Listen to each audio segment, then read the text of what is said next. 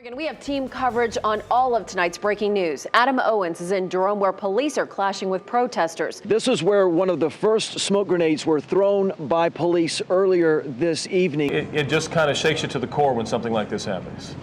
Gerald Dibber, you can't help but be affected by the fact that there are blinking beautiful lights, a happy atmosphere in every direction you look, except the direction behind me. This was the largest Memorial Monday yet, at least that's the way it looked. Thousands gathered for a rally and marched downtown, and just look at the size of the crowd. And Adam, the NCAE president was also arrested today.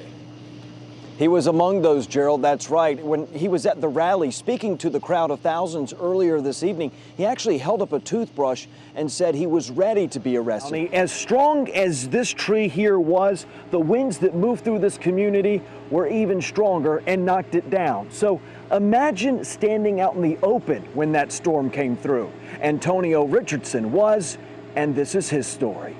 What you're seeing over my right shoulder here are actually vehicles exiting off of one of these emergency ferries coming from the island. We're on the mainland right now. No doubt many of the people in this line waited hours to get to this point. WRAL's Adam Owens joins us live from downtown Raleigh with those who are very happy tonight. Adam? Yes, they are, David. It is now clear that Wake County is about to make a huge investment in the future of its school system.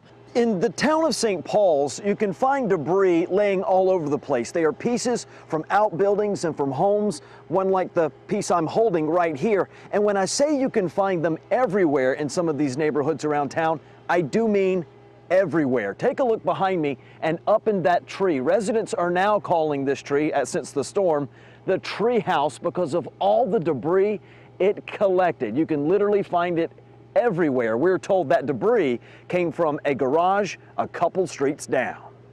And between the hours of 5 p.m. and 7 a.m., not only because deer activity is up, but because visibility is down. Police say their robber had his money and started running this way. This is where things started to fall apart. Police say their bad guy was being chased by a citizen who saw what happened. When the robber got to about this point, police say, he dropped a substantial amount of the money he had stolen and led police to his getaway vehicle, caught on a surveillance camera at a neighboring business. Maybe the best way to get an idea of exactly how important these animals are is not by watching them work, but by doing this. Adam, what happened tonight?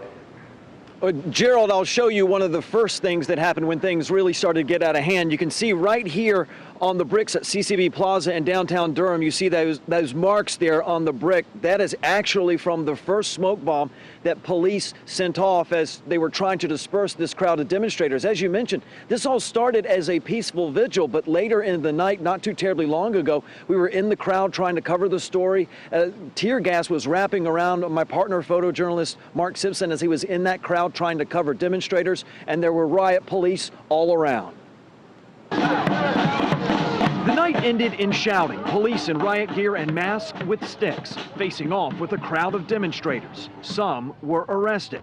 Smoke and eventually tear gas drifted through CCB Plaza in downtown Durham. It all ended the same place where it started. Earlier in the night, a growing crowd brought candles, flowers, and signs. They surrounded the family of 17-year-old Jesus Huerta. Chewy is with us. My brother is always with us, and he will never leave our side. The teenager died last month in police custody. After being picked up on a warrant, officers say Huerta shot himself in the back of a police cruiser. Authorities say he was handcuffed at the time. They're still hiding whatever actually happened. Huerta's family and friends say they came for a peaceful vigil. Police were ready in force, though. A similar rally last month ended in vandalism at the police department. No violence, because his family got mad about that.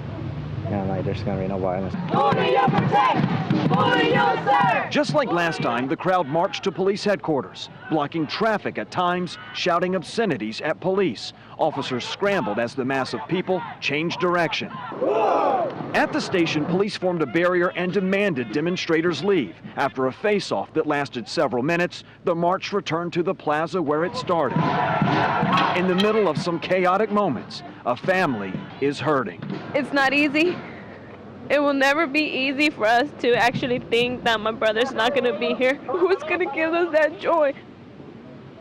On it, sponsors of the bill had argued that extracting this medicine they say they needed altered marijuana to the point that it was technically considered hemp and could not produce a high. Still, trying to make the argument to some lawmakers that this was not a move toward medical marijuana was not always an easy sell. But today, this family got a big win. The Carlin family watched from above. It was surreal. It was very surreal today. You know, it was, wow, we're here. Below them, state lawmakers were casting votes that could change their lives. The clerk will open the vote. This is why that vote was so important. Are you ready for your close-up? This is 5-year-old Zora Carlin in one of her better moments. Then there are these moments when the little girl struggles through a seizure. It takes your heart out and just stomps on it every time. All you can do is sit there and tell her you love her. It's been like this since she was 6 months old. Zora has an intractable seizure disorder. She suffers from around 60 seizures a month now. They've slowed her development and could kill her. Medicines available in North Carolina to treat her can be an added nightmare, the Carlins say. She would rip the skin off her legs and Scratch herself until she's bleeding, bang her head. Then there is CBD oil, a compound in marijuana.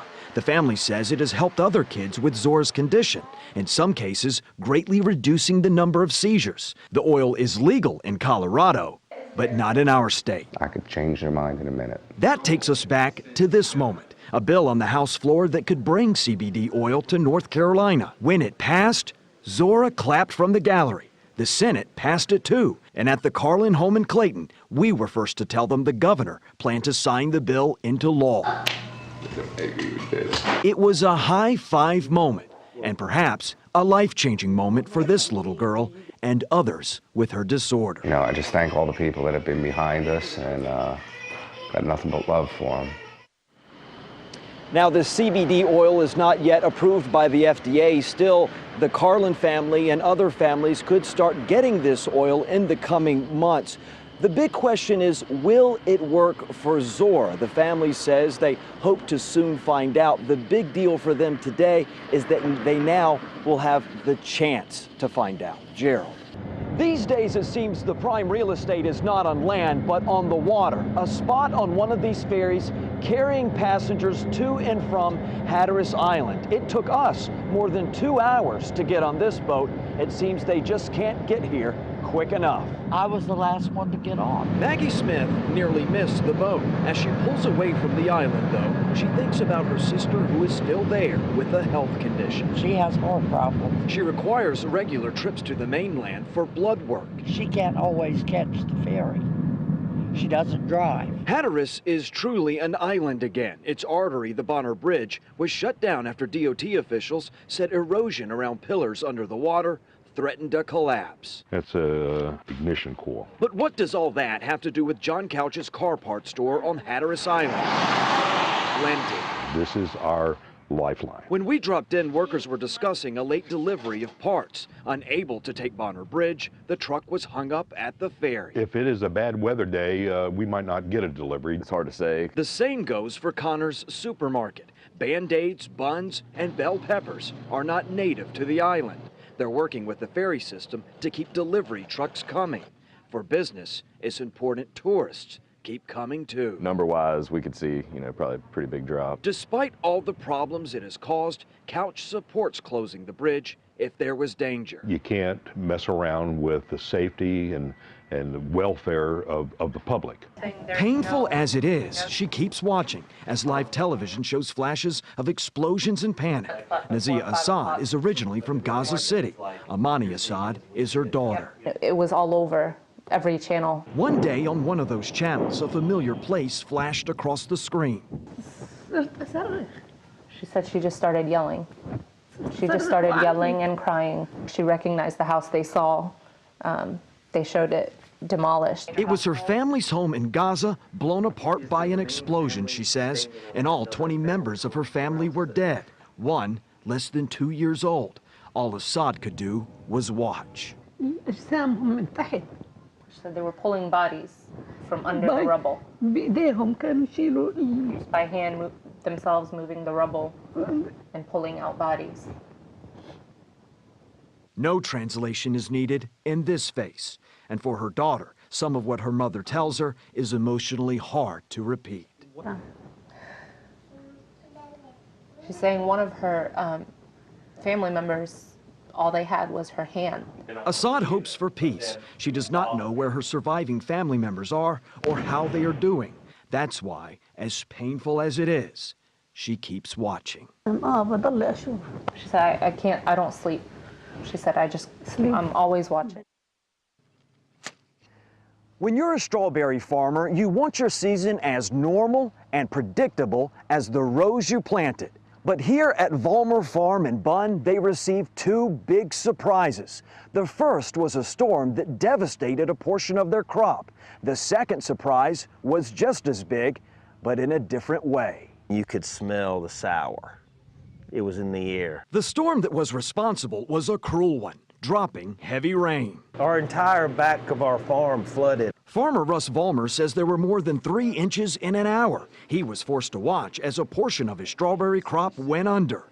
Thousands of pounds of it. Anywhere the strawberry laid on the plastic, there's damaged fruit. That first round of berries are critical to Vollmer Farm. These would have to be tossed out unless this farmer can get creative. How am I actually gonna sell or try to sell all of this? He turned to the internet, to social media, and he asked a fellow farmer, Chad Ray, to help spread the word online. It says a strawberry emergency, an absolute potential knockout punch to our dear friends at the Vollmer Farm. Do what you can. These are fantastic people. This family farm needs your help. Customers descended on this farm as fast as the rain did days earlier, wrapping around the building. They waited in line 2 to 3 hours. So is as much wanting to help someone to do the right thing as it was the deal, you think? Well, it was more the deal.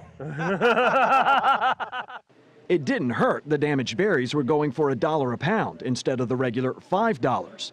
But those damaged berries sold out. We saw Vollmer delivering the news to customers still showing up. Yeah, Back on the farm. it feels good. At that discount, Vollmer did not get the money he expected from the crop, but he got enough to keep his head and his farm above water. I feel very blessed right now. I really do. I don't feel like I took it hard on the chin. I feel really blessed. Vollmer Farm only lost their first round of berries. There's plenty more that are growing up right behind them. That means if you love them, they're still good for the picking here. Adam Owens, WREL News, Franklin County. Nice story, Adam. With the magic of TV and, well, an abundance of snow, I want to go ahead and toss it on over to Adam Owens in Roxborough. Layla, you didn't throw it quite far enough. I stand corrected. You have a very good arm on you. Good toss, good toss. Very intense. Hey, I'm an athlete too, and we want to show you what it's like out there in the game. So I strapped on a helmet, I got a camera on top. Take a look. Okay, to be honest, I wasn't wearing the camera. We put it on Steve.